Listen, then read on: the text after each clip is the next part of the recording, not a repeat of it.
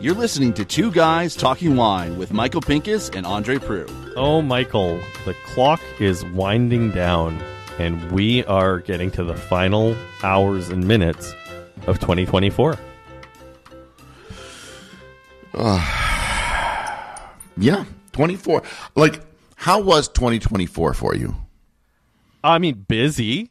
I definitely feel like I worked a little bit too much, but, not bad. We got to drink a lot of really good wine. You and I got to spend a lot of time together. We did.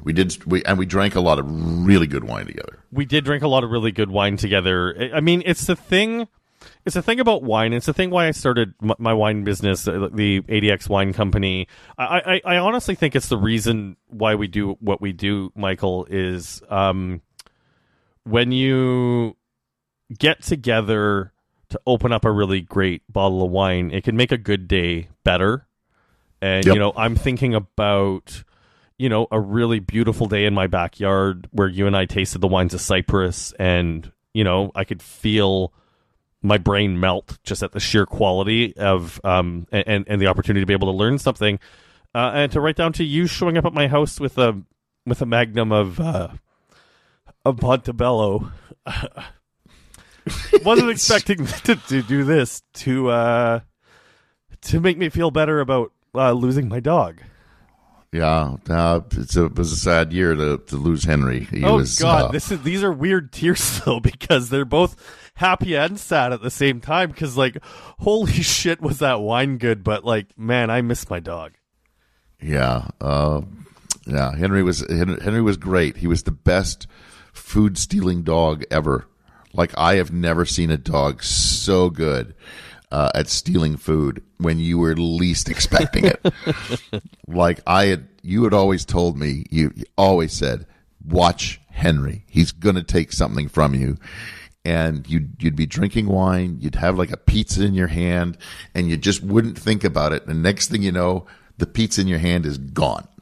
Yep, 100%. 100%. But I mean, I thought the dog would eat it right in front of you. He's not running away with it. He's like, I got it. It's mine. Well, that's the thing is, over the last few years, I remember when he was younger, it would be a mad dash to try to get what was in his mouth out of his mouth. And I think when he passed 10 years old, we just sort of came to the realization of you know what? At this point, he's 10. He stole the food. He's earned it. Yeah. Oh, he was fast for a little pug that was, fat, and you think there's no way he's gonna, but he was so fast for food. He was fast, for anything else, maybe not, but yeah, that was a great bottle of wine. And then we did 2 nights in a row, where we had that Montebello. And then the next night we did a Frank family, Chardonnay. The Beckstoffer Vineyard Chardonnay, that was a fantastic, fun wine. That was great. And we had another couple of wines that night as well. One was a California Cab, and another one was the Janssen Tocolon Vineyard Cabernet Sauvignon. That was another profoundly memorable wine. And by the way, someone else that is on my list of someone we need to interview, because it's my understanding that the Janssens of that eponymous winery are originally from Winnipeg and are now making some fantastic wines in the Napa Valley. And not to brag, so we're not going to say the name of the wine, but we did have we had a wine from my birth year. So it's a 54-year-old bottle, 54-year-old bottle of Bordeaux. And that was it. At first we thought it was corked, but I think it was a mind bend. It was a mind bend because it had all three primary, secondary, and tertiary flavors. And I've never tasted a wine that's had that sort of complexity. So that was fascinating. But I thought maybe we'd reminisce a little bit about some highlight wines that we had over the year, but also maybe talk a little bit about you asked me last episode what my New Year's Eve plans were. And I'm actually really looking forward to New Year's Eve this year. I think, Are you ready to reveal the deal? Yeah, I am ready to reveal the deal. I think when you're 41 years old with a what's about to be 2-year-old, your New Year's Eve plans look a little bit different. But I'm welcoming Guillaume and Chrissy, my best friend, and his fiance over for dinner. We're going to do some fried chicken. I'm going to do some bacalhau croquettes. I was profoundly inspired by my trip to Portugal, so I'm going to be doing a lot of Portuguese cooking over the year. And I want to see that sandwich that you sent me a picture of. I want the one sandwich done smothered in gravy. That looked pretty good. The Francesinha. Yeah, I think I need to make one of those for you. But yeah, we're going to be doing some fried foods and drinking Chardonnay. If we go, I thought it'd be ice wine for you in the fried foods. I do like that, but we're not doing that this time. We're gonna go way back in the Wayback Machine for Two Guys Talking Wine. We interviewed, I believe it was Louis Moreau from Chablis. Oh, yeah. Guillaume and I split the costs on a Grand Cru Chablis that we're going to be opening on New Year's Eve, and we're going to be opening up an Irie Vineyards Chardonnay, as well as some champagne. Yeah, I know where I'm going to be on New Year's Eve. I'm going to be in a little town called Trani in Italy, but I haven't picked out the wines yet. I know that. It's going to be a last minute decision.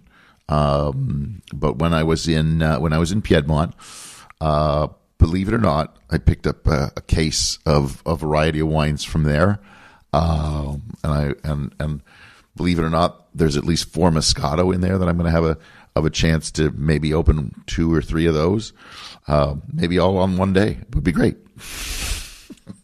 Do you know like what sort of party who you're going to be with on New Year's Eve? I'm going to be with Ophelia. Lovely. Yeah. So it's going to be it's going to be kind of a nice, relaxing week in Trani. So it should be really fun. You know, you just get to a certain threshold where the relaxing, the relaxing weekends or the relaxing New Year's Eves are more excited than going to like a really big party. And I can't quite pinpoint the moment when it happened, but it's just like I'm just very much looking forward to spending New Year's Eve in cozy clothes and probably watching some bad movies. I think it hit me in my 30s. Late 30s, where I realized that I didn't want to go out anymore. I wanted to order Chinese food and sit on the couch and watch not just bad movies. I wanted to watch like a series. So I wanted to get right into like the Die Hard movies. So you'd watch all the Die Hard movies, or The Equalizer, or maybe Star Wars, the original, 3-pack, 4, 5, and 6, not 1, 2, 3, or whatever else it was. You wanted to go back to watching Beverly Hills Cop, right? But all of the Beverly Hills Cops. So that's how I spent some of my New Year's Eves, was just watching and falling asleep. Like that was the other thing. You know what I think is a good segue for, I guess, what we're doing New Year's is you can't talk about New Year's without talking about some bubbles. And I have actually 2 sparkling wines in particular I really, really need to give a shout out to in terms of how memorable they were this year. The first one is from a small champagne house called Patrick Paillard. I tasted it at the Halpern tasting. It was actually kind of funny how I came upon the table where it was Quentin, one of the family members of the Paillard family who were pouring the wines at the Halpern tasting. Is there was a mob, like there was a literal mob of people around the Paul Roger table. And when you go to the Halpern Grand Cru tasting that they do, it's a lot of people with a little bit of money who tend to make a beeline directly to the big fancy shiny labels. And then you have to remember that the depth of the Halpern portfolio is not just in the the Domaine de la Romanée-Conti, the Paul Rogers, like the big names that they carry. It's like it's quality across the board. And the Paillard champagnes, when I tasted it, it's just like you and I both love when we get a chance to taste Boulanger, and we've been happy to recommend like Boulanger for our Toronto Life list a few times over the past few years. But the Paillard wines, I just felt like they had a soul that I think Boulanger is missing sometimes. I still like Bollinger. I've had a Roederer very, very recently. That was really good. Champagne is just it's otherworldly when you get a good one. And in Ontario we do make really good sparkling wine, and I could name like 3 or 4 off the top of my head. Okay, now you're doing the good segue where I'm going to hop on this. My second memorable sparkling, and I saved it for after the Paillard because I think for the reason that you're actually setting this up the way it is. The Malivoire Bizou, the no vintage Bizou at I4C at the School of Cool. It was on a panel of several sparkling wines, some of which cost up to $100 a bottle, and it destroyed everything on the table. And we are talking about some fantastic wines. And at like $30 and change a bottle, the Malivoire Bizou's been my house sparkling throughout the whole summer. Yeah. Like Elisa is just killing it there in the way she's making sparkling, and she's changed that sparkling program completely. Well, and it's the thing is, I know as wine writers, we're generally a little more reserved when we're talking about Ontario compared to France, and we try really hard to make sure that we're not trying to be Burgundy or we're not trying to be Champagne. But I can say unabashedly, without any reservation, that if you're looking for a bottle of Ontario sparkling wine that is on par with Champagne that costs $100 a bottle, go to Malivoire. Get in the car, go to Malivoire, stock up on it now. Well, I also liked the Trius Blanc de Blanc this year, which I thought was very good. Tried that at Cuvée. And Divergence, I think that's the name of the wine house, is Brut Dosage. So a zero dosage was outstanding. That was a very good bottle of sparkling from Ontario. And I wanted to do a shout out to one of the big houses that's still doing it right, Trius, and then obviously to one of the little houses or one of the virtuals that's killing it in some regard, especially with sparkling. So that zero dosage was really good. We're going to hear more from Jeff Moot in the future. I 100% believe that the Divergence brand is fantastic. And then we also talked about Ridge. We I think this year when we had that Ridge wine, we both admitted that we had not had a bottle of Ridge without each other in a long time. Like I think there was a Cab Sauv that hit the table once. There was some Montebello in the last few years. I don't think I've in the last 5 years I haven't had a bottle of Ridge without you present. It's like you always tell me that there's a little guy, like I'm sitting on your shoulder, telling you, when you're traveling. Well, every time a bottle of Ridge ends up in my possession, I have you sitting on my shoulder going, don't open that without me. Don't wait. Don't look at that silver capsule until André gets to see it. It's kind of funny, like when you take a look at what's happened with like some of the icon wineries in California, and like some of them just have this like corporate feel to them. Like, you know what I mean? Like it's just like it feels like they've lost kind of the hominess, like the soul, like for lack of a better word. It's just like Ridge is one of those wines where I gravitated to them early in my wine writing career, and I'm glad that I was right, because those wines have, I don't think, ever disappointed me. No, I don't think I've ever been disappointed with a Ridge wine. So that's something to look at. That's why I think when they come into my possession, I'm like, yeah, I got to see if I can disappoint André with this one, and it turns out it doesn't. So, yeah. Was there any Chardonnay that you found that was super memorable for you?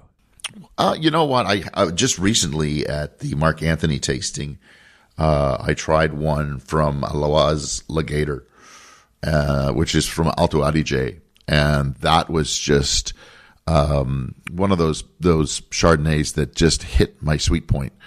full of fruit, full of minerality. It was kind of, I don't know. It was Chablis meets Ontario. Really good fruit, really good, acidity, really good minerality. It actually has sparked me to go to an event in April called SUMA, which is put on by Alois Legator, and they just it's up in Alto Adige, and they have other producers that come there for it, and it's supposedly just a fantastic event. And when I was tasting at the table, Christian from the winery said, "You've got to come," and I've reached out to him, and he says, "Yeah, we'll get you in." And so I'm going to go to Alois Legator and taste a bunch of the stuff that they do. And while I'm in Italy, I reached out just to tell him how much I liked the Gaune Chardonnay, and he sent me a bottle of their Lowengang, which is their oldest vine Chardonnay. So imagine me coming to Italy and getting 2 bottles of Chardonnay sent to me in Italy. It's kind of funny. I think it's amazing that I think whether you admit it or not, even if you don't tear it up, that ABC card in your wallet hit its expiry date and you've just forgotten to take it out of the wallet. It's not that I just know exactly what I want in Chardonnay. And you'd still taste the over oaked and the stuff. There was one that came through the LCBO. It was, I think it was called Sandpiper. I think that was the name of it, and it was a California Chardonnay that came through at $12. That I was like, wow, that's really good for the price point.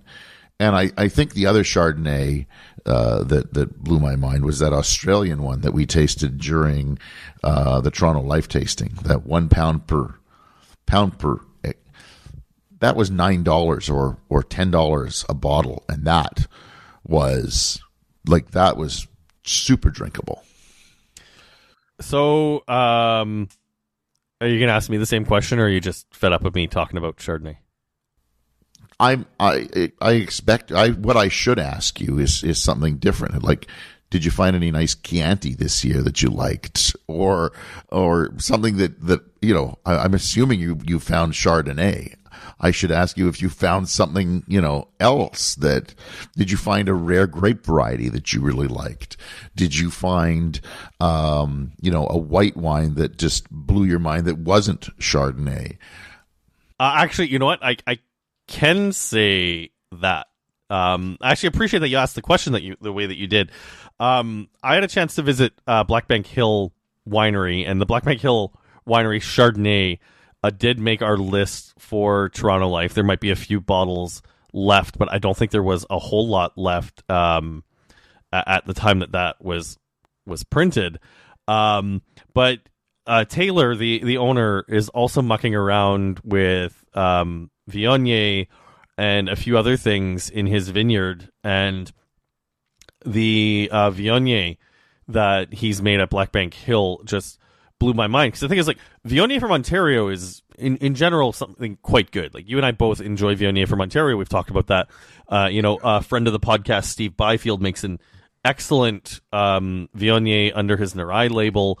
And like, the thing about, for me, Viognier from Ontario is it's also a great grape because it's very un-Rhone-like. It doesn't taste like Côte du Rhône. It's usually light and crisp.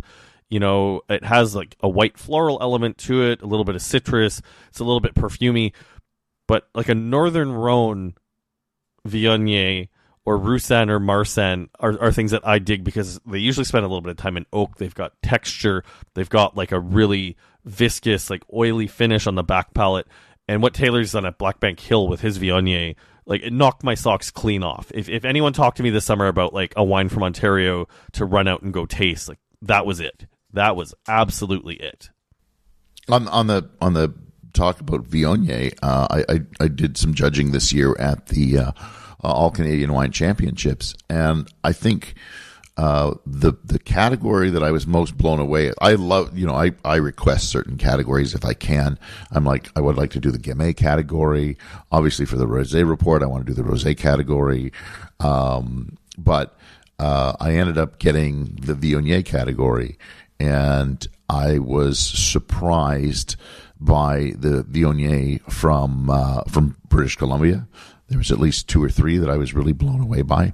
And if I'm not mistaken, I think one is made also at Wending-Home.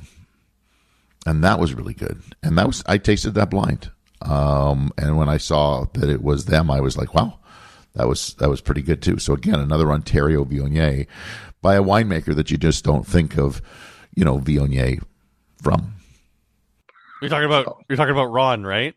Yeah, like Ron made wine at Henry Appellum for years. He was just a consistently good winemaker, but at no point did I think of Ron as, for a specific varietal. I just knew he was a consistent winemaker to begin with. And now that he's at Wending-Home, there's a Pinot there that's really good. There's Viognier, and I never thought of him as a Pinot Noir maker, nor did I think of him as a Viognier maker.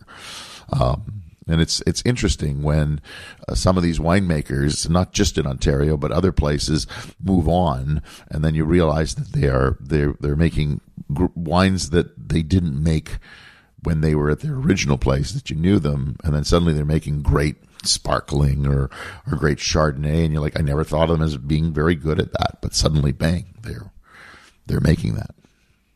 Okay, what about okay, so I can say without a doubt, like the California Reds that you and I enjoyed together in November were the best red wines that I had in the year, and that's the second time you've done that to me, like over our friendship, when you showed up with that Paul Hobbs To Kalon that was perfectly aged. That was also something that stood out. But were there any other reds over the course of the year that really, really like knocked your socks off or surprised you, or something that you thought was worth mentioning? Well, I do remember showing up on a Sunday brunch at your house, and because I was supposed to come for dinner, and we had to cancel it for some reason. And I had picked out a Pio Cesare, a Barolo from '97. And I said, I'm still bringing it for brunch. And you said, sure, do whatever you want.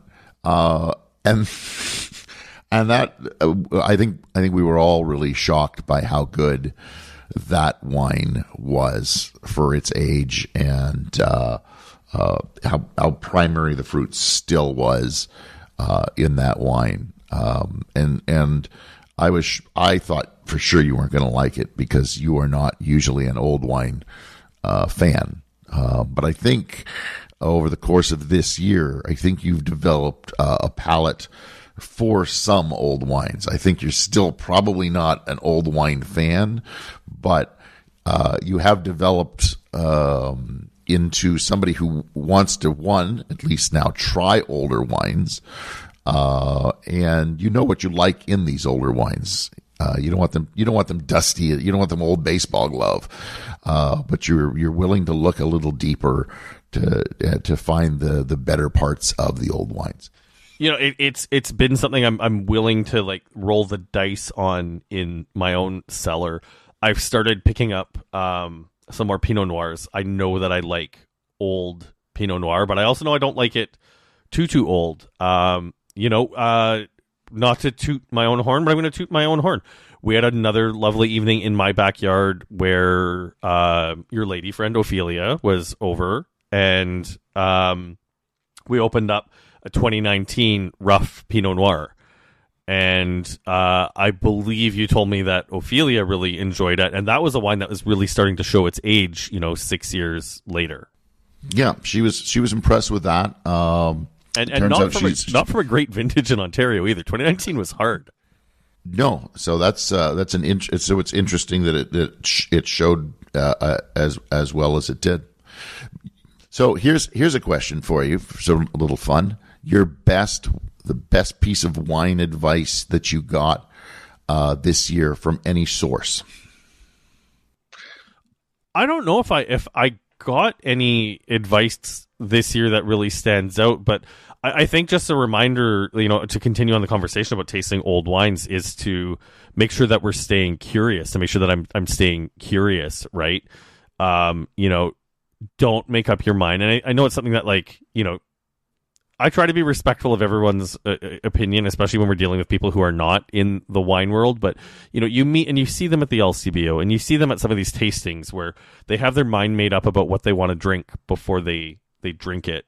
So if anything like this year was a firm reminder to make sure that you keep retasting things, even if, you think you aren't going to like them or you've had a bad experience in the past. It's just like, there's no reason to not keep coming back to it because things are changing and the wine industry changes a lot faster than people realize. So, if a winery's had a few bad vintages or a couple of bad vintages, it is worth going back and retasting to see if things have changed, especially if they've had changes in personnel. The technology is getting better, so making sure you revisit is not a bad thing just to make sure that, things keep going. And it's like your observation about old wine, I think, is true, and it has been a certain amount of me eating crow this year, and you're not the only one who's pointed it out, but it's exactly like you said. It's like getting to the point, because the thing I learned is that a lot of the old wine that I've tasted in the past, and it could be me that's changed as well, is all the old wine I've tasted in the past does have that like baseball glove and like nothing else, but like when you taste a really good old wine, it really is transcendent. But let me throw the same question back at you, because I think I answered your question. So the best wine advice I got this year, I don't know if it was called it was advice. It was just like, I was in Cyprus, and I guess I've always thought this, but I was never able to put it into words or into a way that made sense to other people. And we were in a wine cellar, and one of the wineries was talking about their use of oak. And he's talking about how delicate that they want to use oak, and how the percentages of oak that they want to use, and they don't want to use a lot of new oak. And he says, like, imagine that you take a piece of fruit and you put it on your counter. He said, like a strawberry, like an apple, any piece of fruit. What happens to that piece of fruit? And obviously, what happens. It's going to, over time, it's going to rot. It's changing. It's ripening, then it gets, rotten, and then it gets old, and then you obviously throw it out. But there's change to that fruit. But what happens when you take like a piece of wood or a cinnamon stick and you put that on your counter? Nothing. It basically stays a piece of wood, and it stays a cinnamon stick, and it never changes. And his point was that, first and foremost, a wine has to have fruit at its core and sits on top, because if wood sits on top, it never is going to age. If fruit sits on top, then it ages and it evolves. So, thankfully, I think Parker's influence has finally waned pretty much worldwide, and that, oaky, smoky wines are hopefully behind us, and that we are looking at wines going forward where people want fruit first. And if it is oaked, it's oaked in bigger barrels, or it's lightly oaked, or it sits as a spice or as an ingredient in a recipe, not as the main ingredient. Well, maybe let me just add like a tiny asterisk to what you're saying is, I think it's nice that the influence of one individual or one entity or one publication has waned, which means that, winemakers are now really only held account by one person, and that's their customers now. And that's the thing, is like the market may, because I've seen even over the past 15 years of like knowing each other and writing about wine together, is seeing how styles change. Is like, maybe barrels will make a comeback in the future, but I don't think it's going to be as prevalent. I don't think we're ever going to see another Robert Parker ever again, who can come out and literally have a global influence on the wine industry. And I think that's great. And the reason I'm throwing this asterisk out there is, like, you talked about the Beckstoffer Chardonnay earlier in this podcast, is that Beckstoffer Chardonnay was still very much unapologetically Californian. And that wine did have a lot of oak on it. It was just better integrated. I think it comes down to smarter winemaking decisions. It's just like, if you're going to throw a ton of new oak at a wine, your analogy is apt, is make sure you've got a lot of acid. Make sure that if the fruit in the Chardonnay is peach and pineapple and coconut, which I realize comes from the barrel, but make sure there's some lemon and, bright tangerine to balance it out so that you're not just drinking wood resin. Well, that coming to the Frank family tasting, like that Chardonnay that they showed at the tasting, not the one that the Beckstoffer, but the one that they showed at that tasting, was definitely Californian, but it was all fruit. Like, it was just, that was the kind of Chardonnay that honestly makes me rethink the ABC card. But then I know that there's still, Kisslers and Mercellays out there and Rombauers that. Oh, we can't pick on Kistler anymore. You and I both had a chance to taste, that's one where it was the same thing. Is it was still unapologetically Californian, but it had this balance that's been missing from Kistler that I've tasted. It's just like, it's exciting. It's a very exciting time to be drinking wine.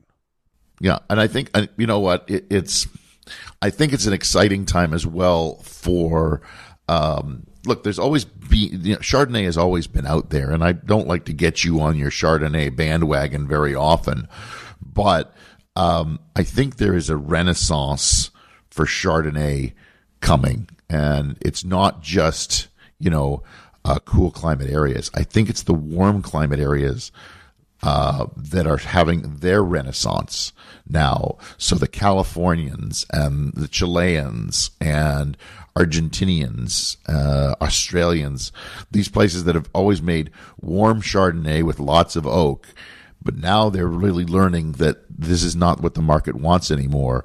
And you're starting to see the fruit coming from Australia, the fruit coming from California, and a backup of oak instead of the main flavor being butter and vanilla, and maybe, if you're lucky, you'll find an apple somewhere in there, but you got to dig deep.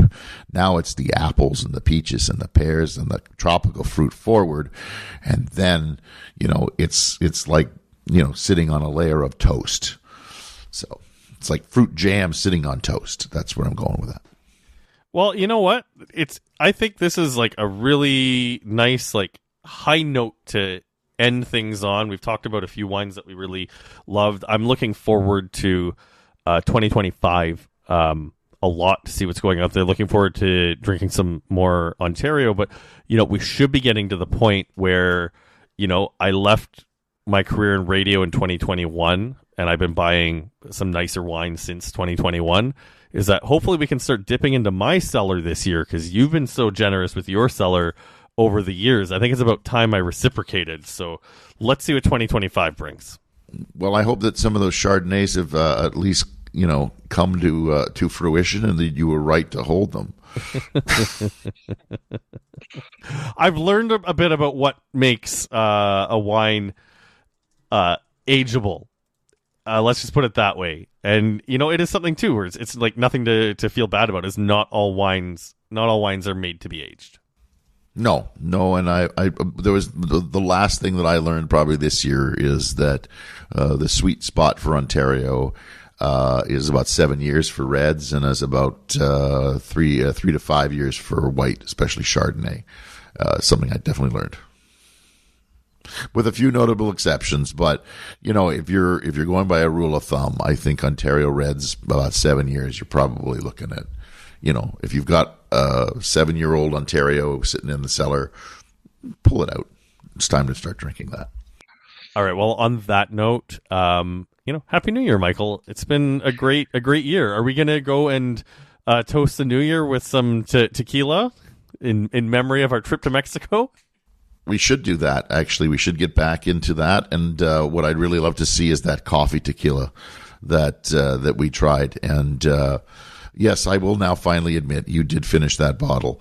I did overpour you in that glass. Yeah, that wasn't a secret. I knew that you did. I know, but I've always denied it. Shared old acquaintance. All right. Support the podcast. Start your year off right.